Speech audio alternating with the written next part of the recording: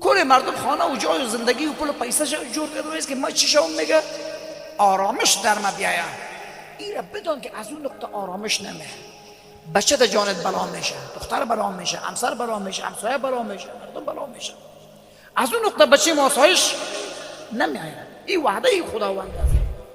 و من اعرض عن ذکری فان له معیشة ضنکا و نحشره یوم القیامة اعمی. کسی که از ذکر روی مخصوص ذکر و یاد من روی در بده، من معیشت زندگی سرش تنگ میکنم. این صدها تجار و سرمایه‌دار میگه دغم در بدر هستیم.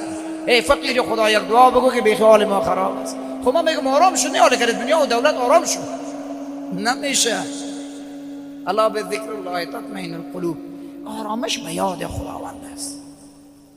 این بچه فیصله خداوند است که هر کس از ذکر من روی داد معیشت زندگی رو سرش چی میسازه؟ تنگ میسازه. آرامش در یاد خدا بوده. ماهی که در آب باشه آرام است. قلب ما به یاد خدا آمد آرام شد.